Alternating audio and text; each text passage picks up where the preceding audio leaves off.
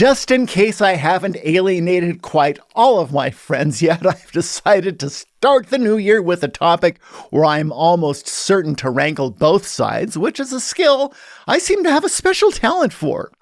If it's true that you have a good compromise when both parties walk away equally dissatisfied, then I'm either onto something or I'm a complete lunatic. And maybe, just maybe, I'm both. Maybe I'm a wise lunatic, and this video is going to give you a front row seat to my wise lunacy, and you know what? I'm actually okay with that.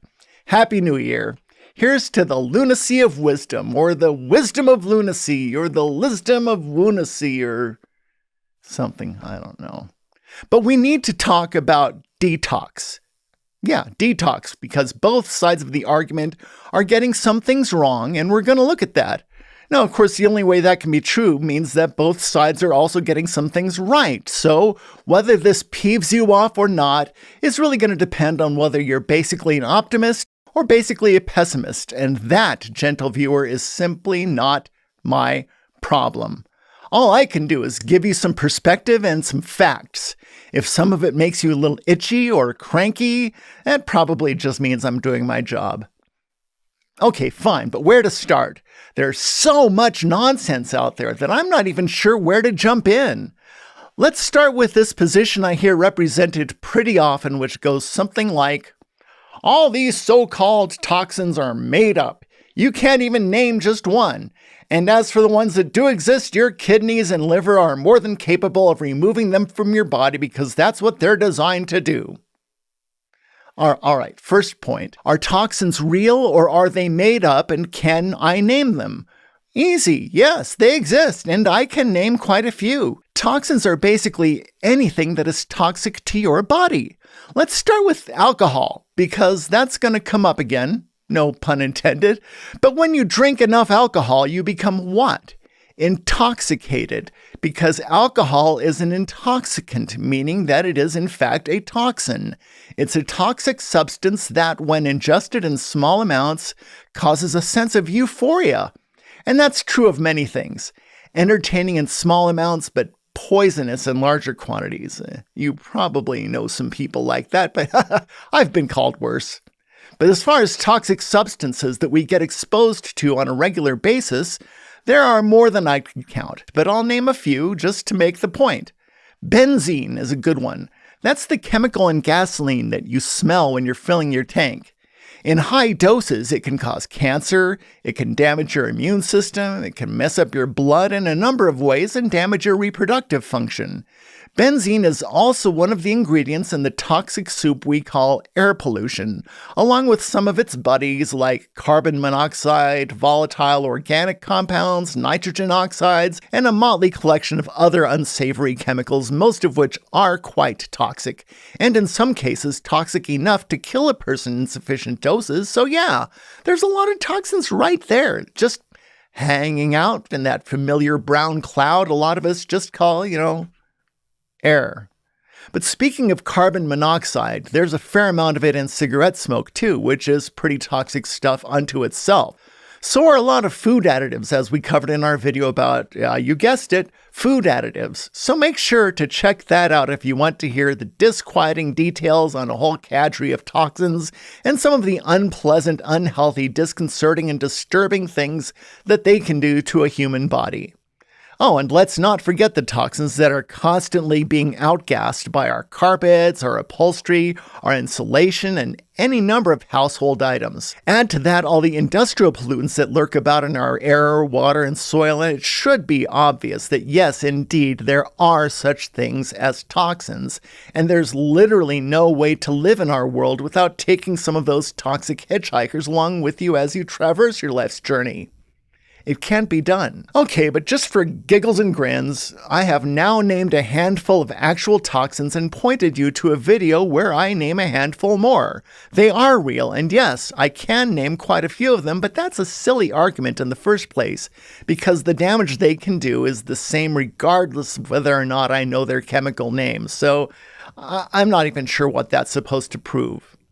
Now let's talk about this suggestion that if I have a working liver and colon and kidneys, those organs are more than capable of removing all those supposedly non-existent toxins, and that is also fallacious.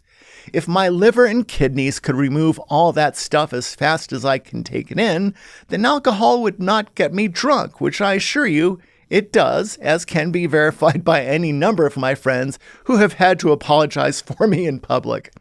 But the reason we can become intoxicated is that we're taking in the alcohol faster than our liver can process it. So, obviously, there's a limit as to how much our internal organs can actually handle. Another example is PFAS, also known as forever chemicals, because they take an extremely long time to break down. But, unfortunately, they are known to cause cancer, reproductive damage, immune damage, developmental problems, increased cholesterol, liver damage, and thyroid damage, just to name a few.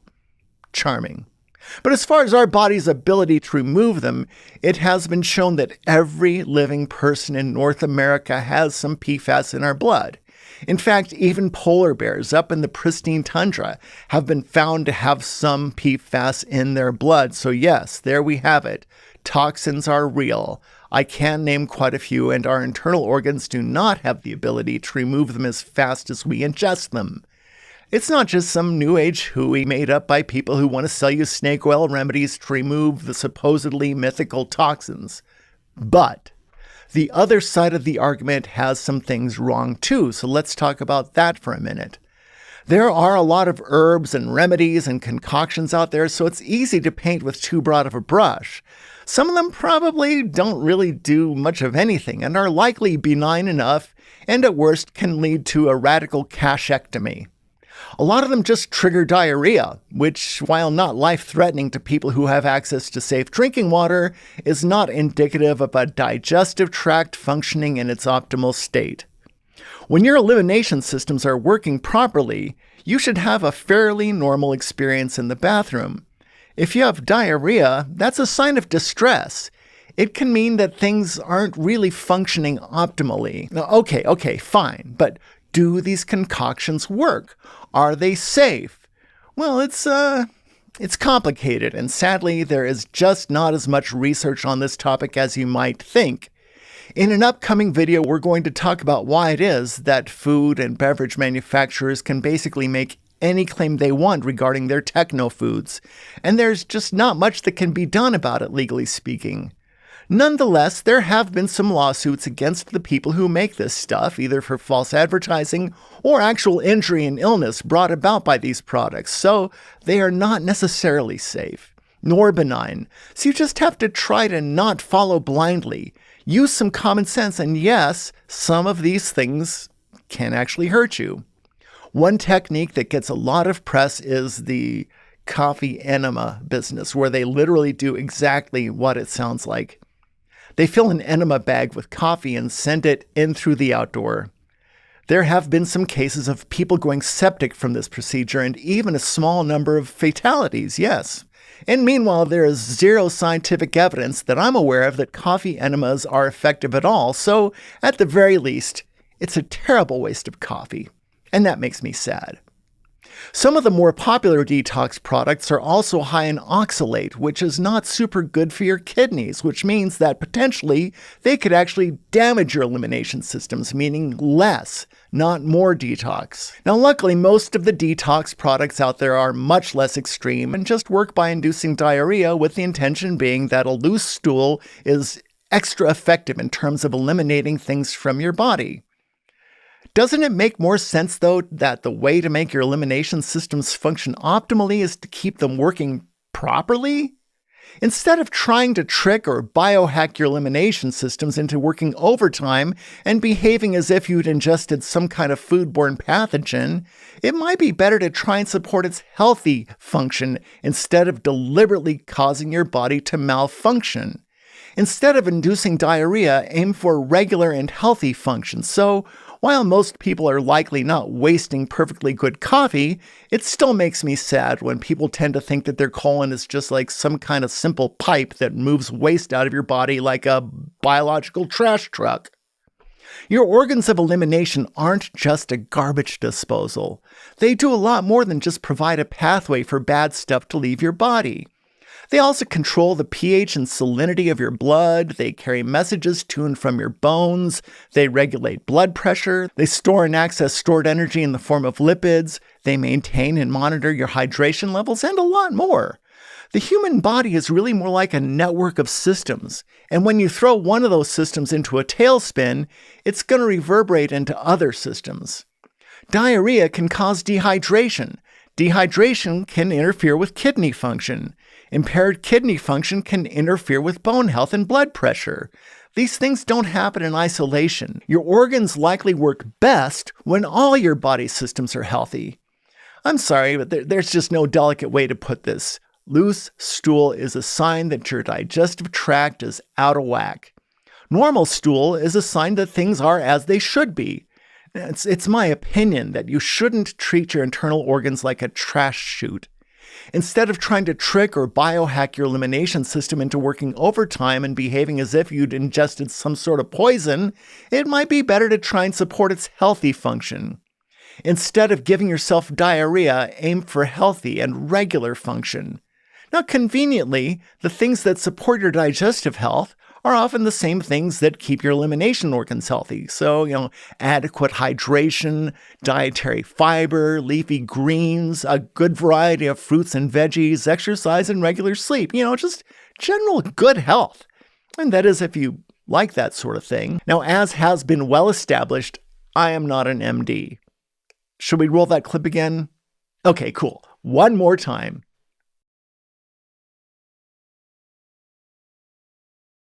I'm a foodie and a YouTuber, and there are already way too many foodie YouTubers out there dispensing nutrition advice, and, well, do not trust foodie YouTubers to be the final arbiters of solid nutritional advice.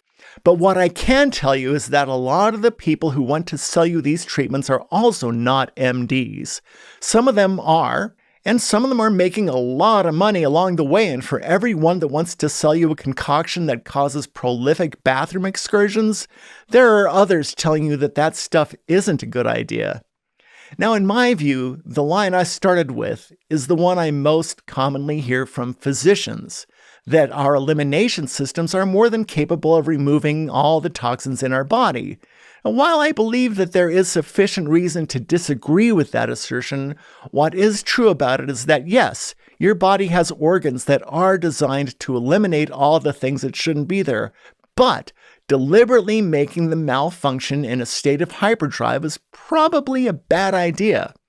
What you should do is support those organs in a way that optimizes their healthy and natural function. Drink water, exercise, work up a good sweat on a regular basis. Eat a high-fiber, high-nutrition diet, and yes, there are some natural healthy things you can eat that support those organs, starting with good old leafy greens. Dandelion has been used in Chinese medicine for a long time for its benefit to the liver by increasing the flow of bile, while also being a strong anti-inflammatory. It might also help protect the liver through its antioxidant qualities, and it might even reduce liver fat, which is a good thing. Now, what we know for sure is that dandelion is just a healthy food in a lot of ways, so it's a great thing to be eating anyway. Other healthy foods that support liver function are fruits, whole grains, broccoli, and other members of the cabbage family, and good old olive oil. Your kidneys can also benefit from the fruits and leafy greens, cabbage family vegetables, and adequate hydration. So the bottom line on this for me is that you probably shouldn't try to trick your body by biohacking your filtering organs. Just help them do what they naturally want to do. Try to keep your body systems in balance and functioning in a healthy way. You don't have to give yourself diarrhea. Just be healthy, because if you stay healthy, then you'll be, healthy. Kind of simple when you put it that way, right? And of course, the best thing to do with toxins is to just try to avoid them in the first place. Eat healthy food. Avoid toxic environments. Don't drink excessively. Avoid tobacco products. Try to spend time in nature. Now, as for me, I try to do a few extra things, like when I'm filling my gas tank, I try to stay upwind from the fumes. I try to not spend too much time in heavy traffic. I try to avoid eating out of plastic containers or using them to heat up my food in the microwave. Now, I don't think that any one of those things is going to make a huge difference, but this stuff is cumulative, just like the toxins themselves. When you add up enough small things, they can have a big impact. Exercising just one time, for example, isn't going to change your health or your life, but doing it long term is a total game changer. So reducing all those small exposures to poisons probably adds up to something impactful, and that's what makes them worth doing. Now, there's one toxin in particular that's been getting a lot of press lately, and there's a good chance you've read or heard about the black plastic thing. As with just about everything else, there are some extreme and polarized perspectives on this too, and as usual, I'm going to try to provide some common sense and a balanced viewpoint, meaning I'll probably tick off both sides, but whatever. Here goes. There was a study released last October in the journal Chemosphere showing new concerns regarding black plastics.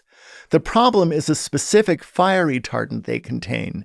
People with high levels of those chemicals of concern were said to be 300 times more likely to die of cancer. Additionally, those chemicals are known to cause hormonal damage, thyroid dysfunction, and developmental issues in children. Some black plastics are more laden with the stuff than others, with those black sushi trays being the worst offenders, followed by cooking utensils like spatulas. Now, those cooking utensils are of increased concern because the toxic fire retardants get forced out of the material when exposed to heat, like, say, when you're flipping a pancake or sautéing your veggies. To make it worse, ingestion by mouth is a particularly good delivery system into your body, so a heated utensil that carries food to your mouth is an especially effective way to introduce that ick into your body. And then there are all the minor players who collectively add up.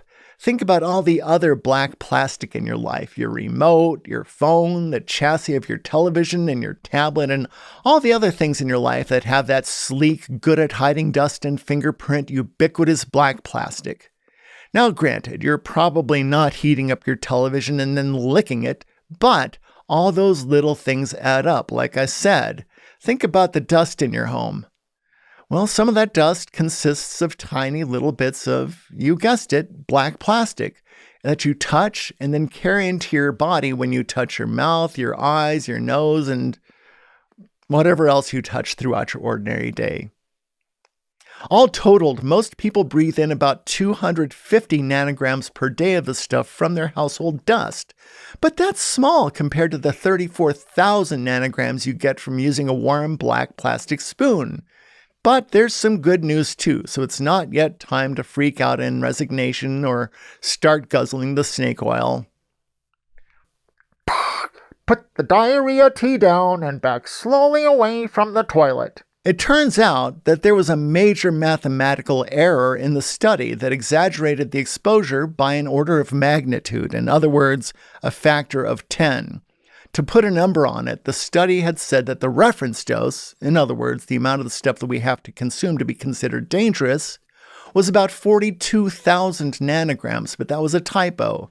The actual number, according to the EPA, is 420,000 nanograms, which is, of course, 10 times higher.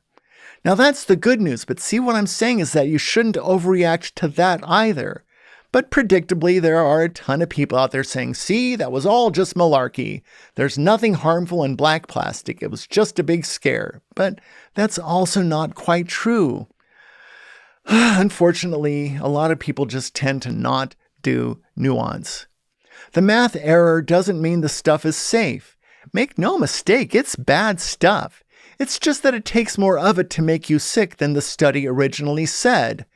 So your black plastics are still nasty, and yes, you might consider keeping away from them. Think of it this way. If you had a bottle of 150 proof rum and you switched it out for some 4% beer, it's not like the beer won't still get you drunk, you just have to drink a lot more of it. Black plastic will still mess up your thyroid, just not as quickly as the study first said. Oh, and if you have kids, their black plastic toys are high risk too because, let's face it, kids put everything in their mouths. Oh my God, that explains so much about my childhood. So, getting back to the black plastic spoon that came with your tom kha soup, you get about 34,000 nanograms from using that. The study from October said that that was dangerously close to the 42,000 nanogram reference dose, but it turns out you actually need to eat 12 bowls of soup to get to the danger zone of 420,000. But actually, 12 servings is not really that much, is it?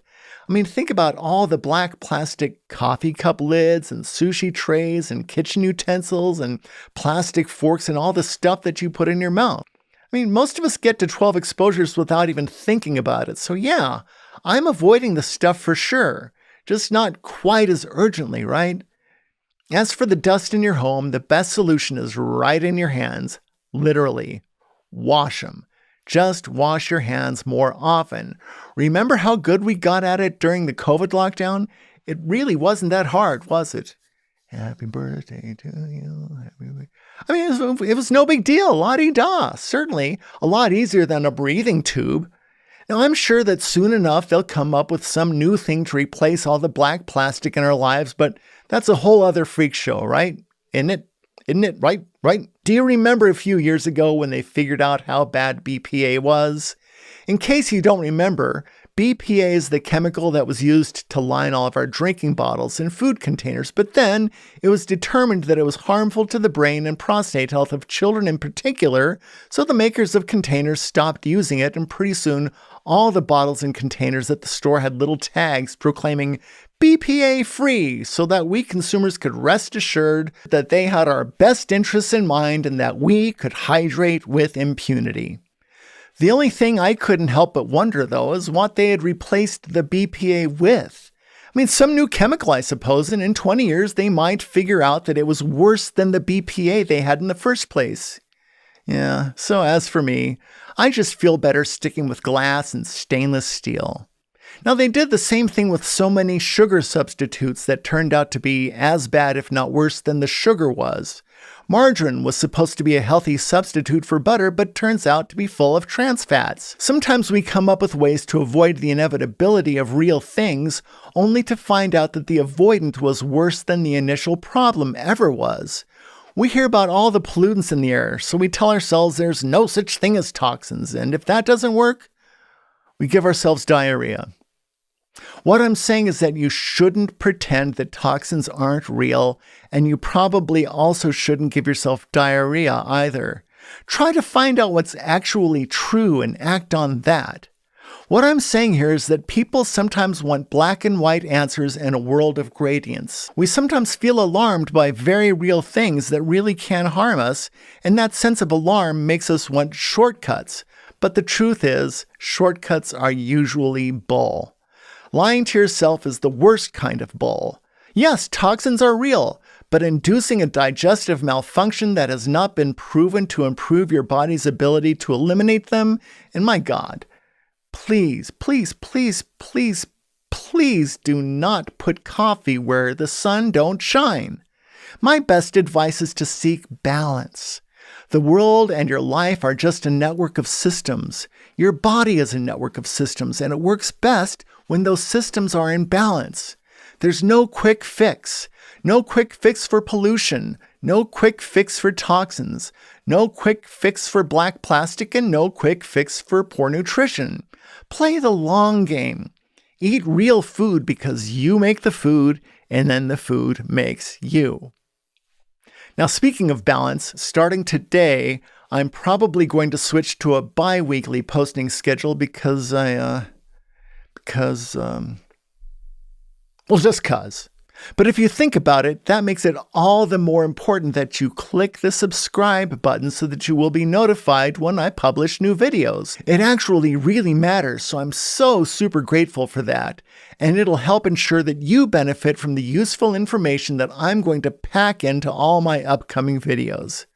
But for now, it's time to wrap up this video.